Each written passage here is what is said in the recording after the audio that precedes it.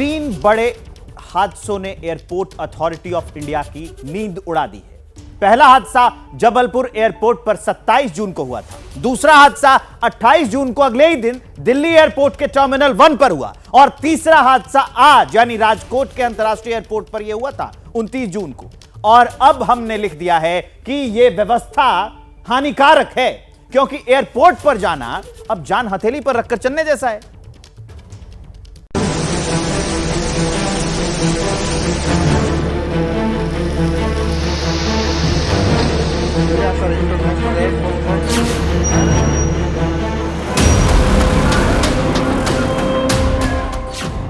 राजकोट में दिल्ली वाला हादसा, करोड़ों का निर्माण झटके में ढहा। एक तरफ दिल्ली में घटना हुई है, दूसरी तरफ राजकोट एयरपोर्ट में जो नया इंटरनेशनल एयरपोर्ट है राजकोट अहमदाबाद हाईवे पर, वहां पे बारिश के कारण जो कैनोपी गिरी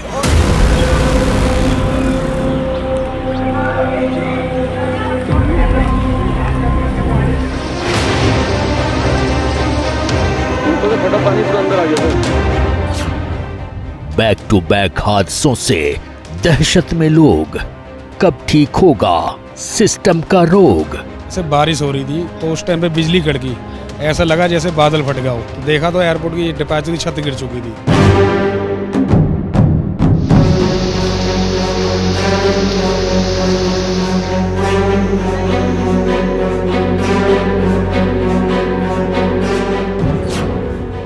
दिल्ली की गलती से नहीं ली सीख, लाचार व्यवस्था कैसे होगी ठीक।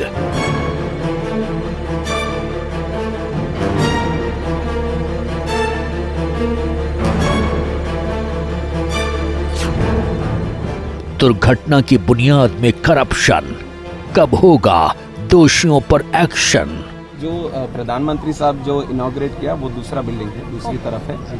जो यहाँ कोलैप्स हुआ है वो 2009 में।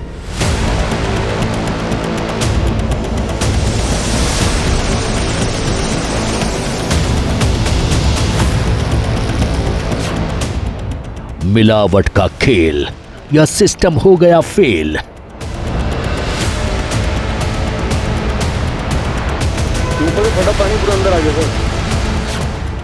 ये व्यवस्था हानिकारक है।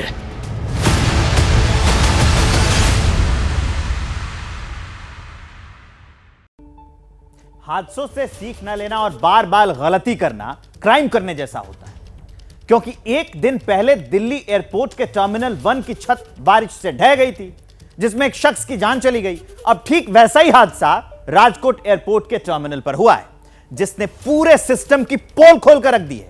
यह रिपोर्ट देखिए और समझिए क्यों हवाई सफर करने वालों से लोगों को अब डर लग रहा है।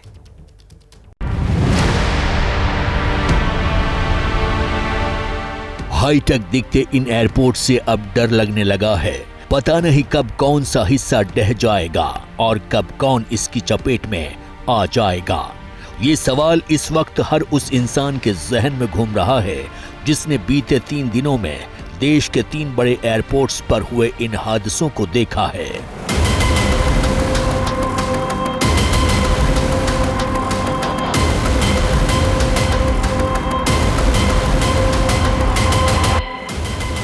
ये वो विशालकाय एयरपोर्ट हैं जिनकी पूरे देश में चर्चा होती थी, जहां से लोग दुनिया के अलग अलग देशों के लिए उड़ान भरते हैं।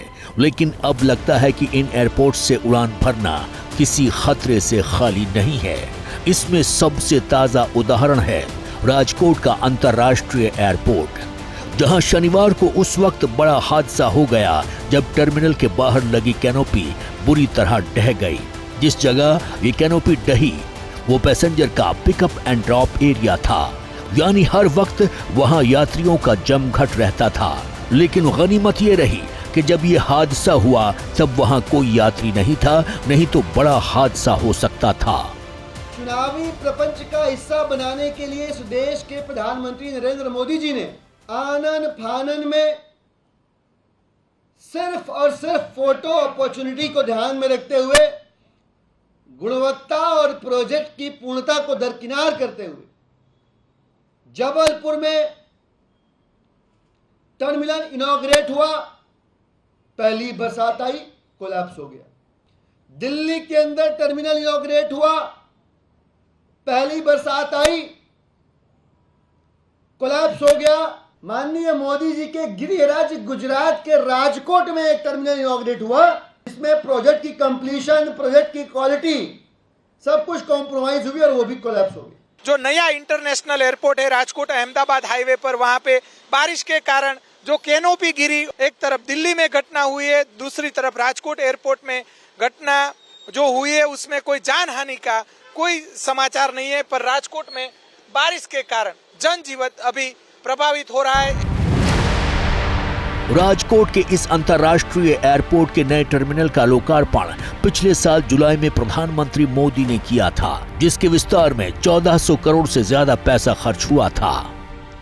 जब मैं नए बने एयरपोर्ट पर था तो आपके इस सपने के पूरे होने की खुशी मैंने भी महसूस की।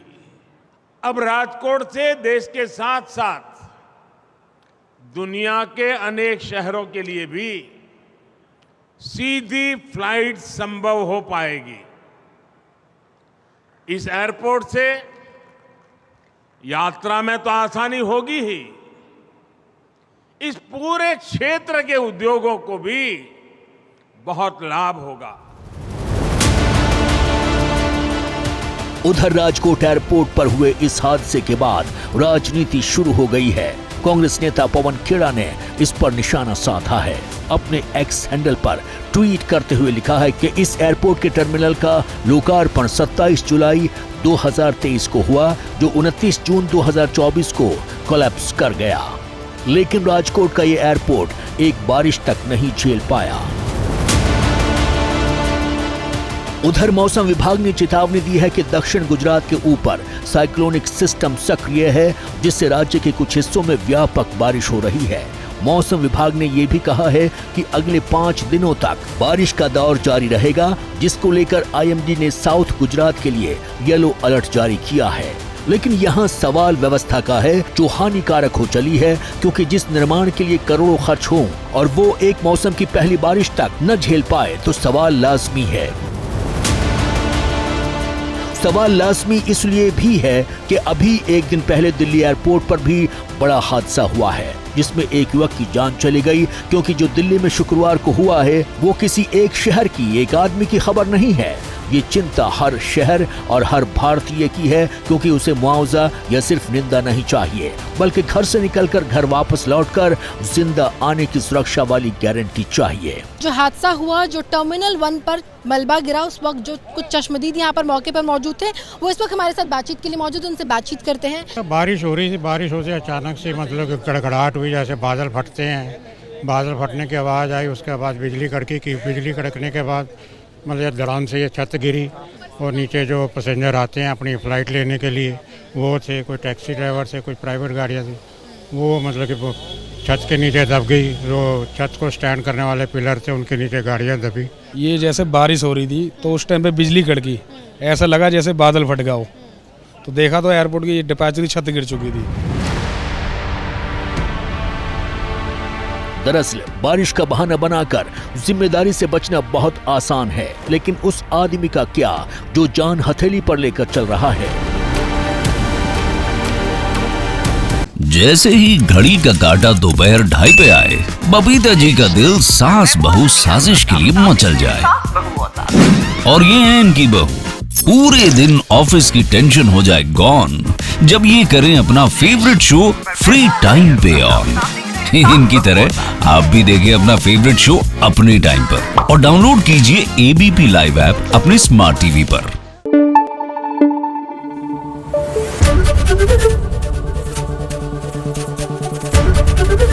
एबीपी न्यूज आपको रखे आगे।